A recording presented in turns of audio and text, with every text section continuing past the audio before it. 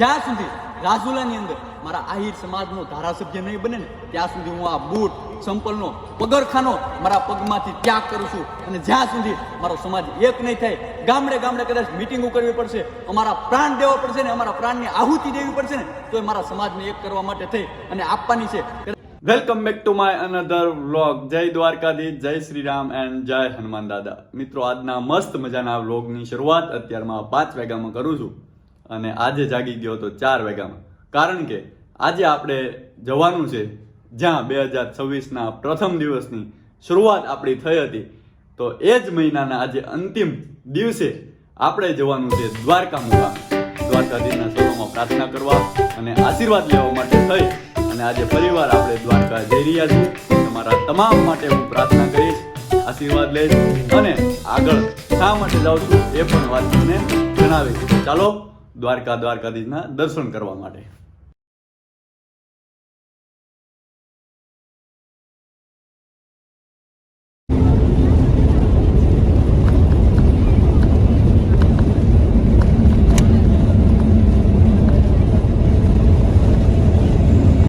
તો ફાઇનલી દોસ્તો, આપણે દ્વારકાની અંદર અત્યારે પહોંચી ગયા છીએ અને અત્યારે ઊભા છીએ દ્વારકાના પટાગણની અંદર. તમે જોઈ શકો છો. તો તમે પણ પહેલાં તો સૌપ્રથમ દ્વારકાધીશના ધજાના દર્શન કરી લો અને મેં તમારા તમામ વતી દ્વારકાધીશના શરણોમાં એવી પ્રાર્થના કરી છે કે ભાઈ તમારા તમામની ઉન્નતિ થાય, તમારા તમામની પ્રગતિ થાય, તમે ખૂબ આગળ વધો એવી દ્વારકાધીશના શરણોમાં તમારા તમામ વતી પ્રાર્થના કરી છે. અને આ જ વર્ષ એટલે કે 2026ની જ્યારે શરૂઆત થઈ ત્યારે પ્રથમ દિવસે પણ હું દ્વારકાની અંદર હતો અને આજે એ જ મહિનાનો અંતિમ દિવસ એટલે તારીખ 31ના રોજ દ્વારકાની અંદર હું આવ્યો છું.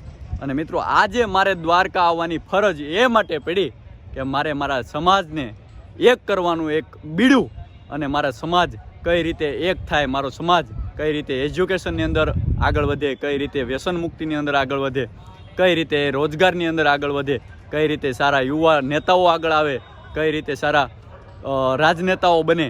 આ તમામ વતી સમાજ મારો એક થઈ અને મજબૂતાઈથી લડત લડે. જય દ્વારકાધીશ, જય શ્રી રામ એન્ડ જય હનુમાન દાદા. મિત્રો, આજે તારીખ 31/1/2026ના દિવસે હું અત્યારે દ્વારકાધીશના પટાગણમાં બેઠો છું. આપ જોઈ શકો છો દ્વારકાધીશની 52 ગજની ધજા ફરકે છે.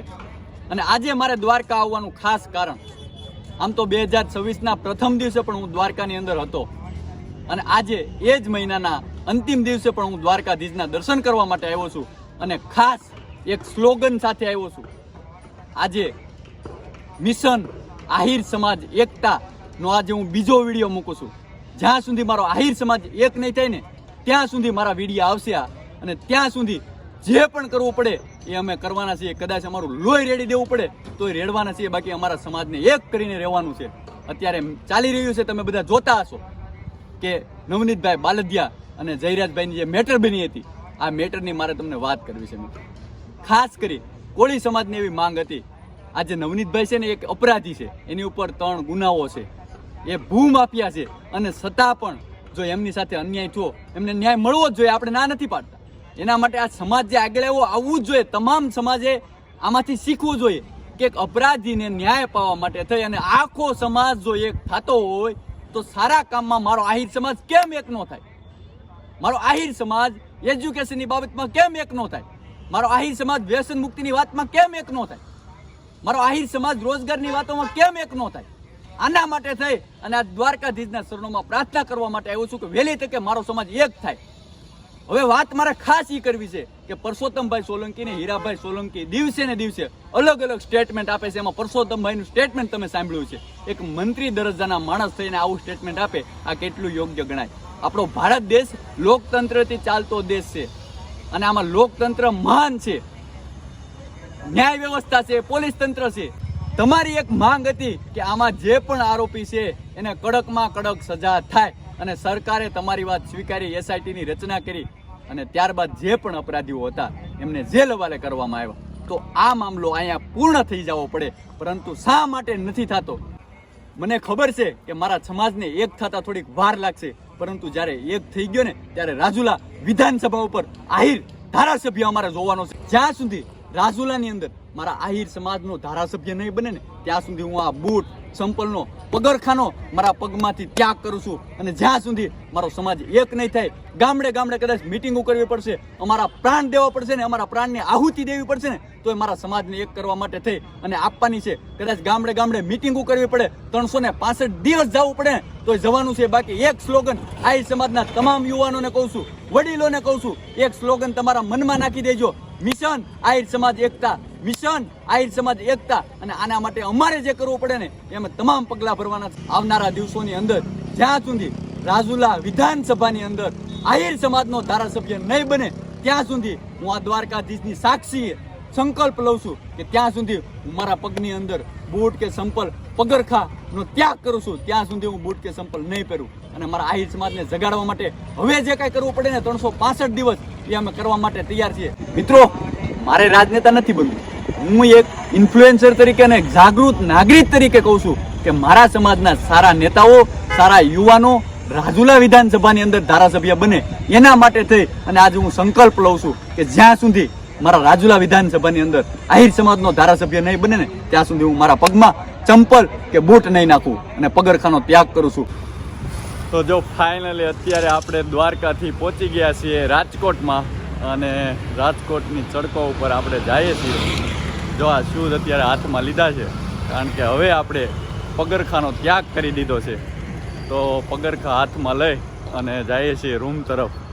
જો એકદમ નજીક રાજકોટની અંદર છીએ અત્યારમાં. તો ચાલો હમણાં મળીએ રૂમને જઈને. શૂઝ હાથમાં લઈને જઈએ છીએ. જો તો જો ફાઇનલી મિત્રો અત્યારે ફરીવાર પાછો રાજકોટની અંદર આવી ગયો છું. અને આજે સવારમાં 4 વાગ્યામાં જાગી અને ગયા હતા દ્વારકા. અને દ્વારકાથી અત્યારે ફરી રિટર્ન અત્યારે વાગી રહ્યા છે એપ્રોક્સ 11 અને રાજકોટની અંદર આવી ગયા છીએ. અને આજે સાવ થાકી ગયો છું કારણ કે સવારમાં 4 વાગ્યામાં જાગ્યા હતા અને સૂતા હતા 2 વાગે. અને દ્વારકા જઈ અને અત્યારે ફરીવાર રૂમે પહોંચી ગયો છું. અને આજે ખાસ દ્વારકાધીશના દર્શન કરી અને આશીર્વાદ મેળવા અને ખાસ સમાજની એકતા માટે થઈ અને આવનારી રાજુલા વિધાનસભાની અંદર આહિર સમાજના ધારાસભ્ય બને એના માટે થઈ અને મેં પગમાં ચંપલ અને શૂઝનો ત્યાગ કર્યો છે. તો આવનારા દિવસોની અંદર આહિર સમાજના યુવાનોએ, વડીલોએ, આપણે બધાએ સાથે મળી અને રાજુલા વિધાનસભાની અંદર કેવી રીતે આહિર સમાજના ધારાસભ્ય બને એના માટે એક થઈ નેક થઈ અને કામ ચાલો મળીશું કાલે નવા વ્લોગની અંદર. ત્યાં સુધી તમામને જય દ્વારકાધીશ, જય શ્રી રામ એન્ડ જય હનુમાન દાદા.